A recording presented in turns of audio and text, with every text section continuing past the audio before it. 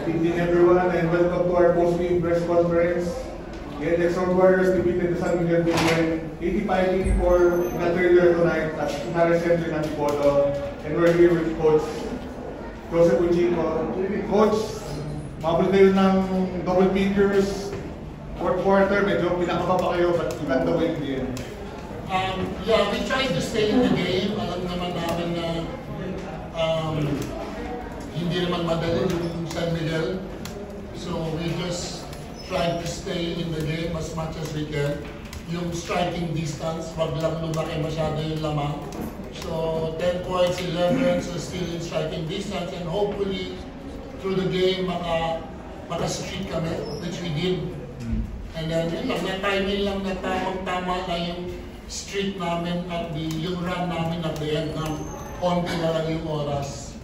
So, but of course, siyempre, you know, yung mga player namin, maski yung player ng NLEX, basta maski na anong mangyari, lalaban lang sila.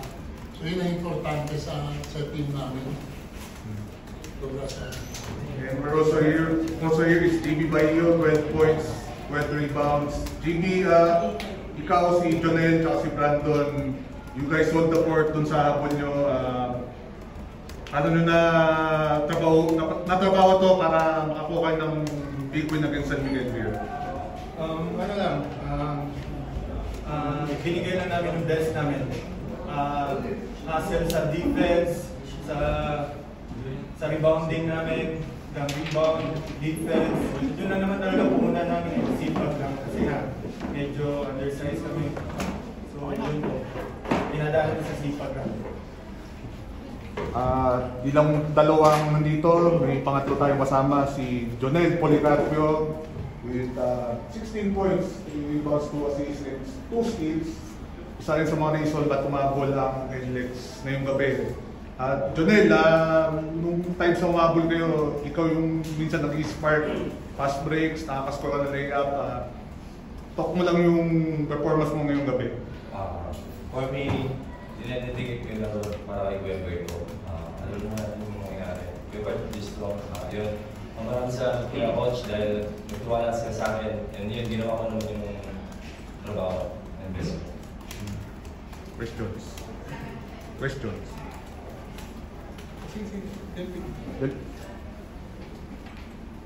Coach, can you just talk about yung absence ni Robert? What does this mean for the team na nanalo ko? Siguro for him, his father. Alam naman namin na, you know, malaki epekto ng laro ni Berto sa amin. So it was a collective effort ng lahat in the absence of Berto. And yun nga, sabi niya ni Polly, of course we are trying to dedicate this game to Berto, whose father just passed away nga. So he was supposed to play today before leaving, pero we understand naman na he wants to be with his father for the last time. So medyo may motivation factor kami in today's game.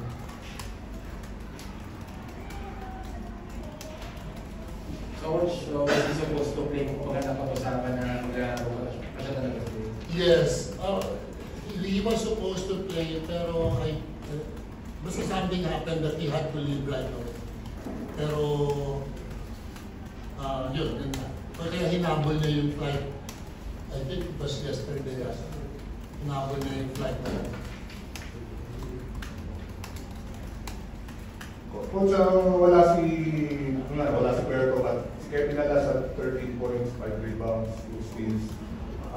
Ibang expectation mo kay Kevin after last season, siyempre medyo cameo injury, adjustment period. Yeah, yung pag-uusap naman namin ni Kevin is hindi naman siya minamadali because he just came from his injury nga. So it will take some time, and hindi ko naman siya minamadali. So today, you know, today is a, yung ganda yung laro ni Kevin ngayon. Actually, everybody stepped up. Si Baser, si Matt, lahat na napasok ko ngayon contributed to the best of their ability.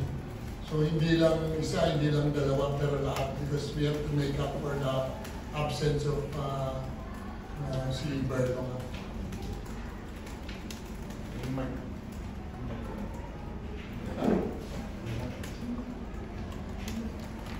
Coach, there was one sequence kasi nung tumayo kayo na parang gusto mo matanong na iso kay Coley pero gusto niya ng screen pero sabi mo huwag na i-atakihin mo.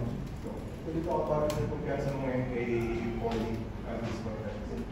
Hindi mo rin mag-pick and roll yan. Iba. Mas gusto ko na siya mag-isolate kaysa mag-pick and roll. Yun lang yung reason. Wala naman ito.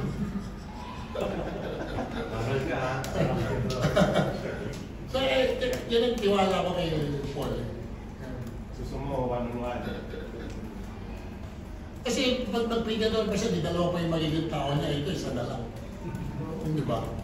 Bakit pag sa magpapadala ng isa, di dalawa na sila lang? Ano naman na lang? Pwede mo kung maganda nung dinalaro mo ngayon.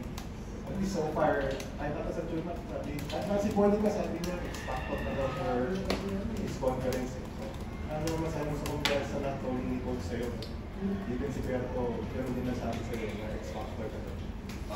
Yun nga, yung tiwala mong binigay sa akin Coach Joe, and lalo na si Webert, every practice sinasabihin niya ako na gawin mo lang yung best mo nasa loob ka ng court.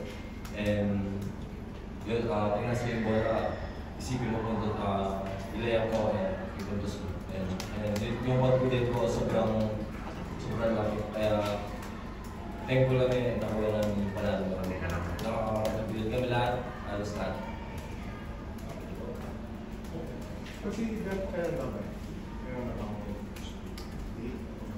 No, I think next week pa. Yeah. Kasi siyempre, maski maglaro siya today, medyo hindi naman siya sa... I think we should give him some time to close siya sa father niya. So we should give him as much time as we can para when he comes back, medyo ano na siya. Tama na yung mindset.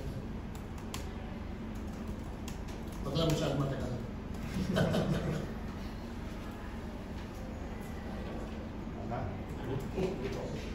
Wala nang tanong. Congratulations to the NX from Warriors. Please win tonight.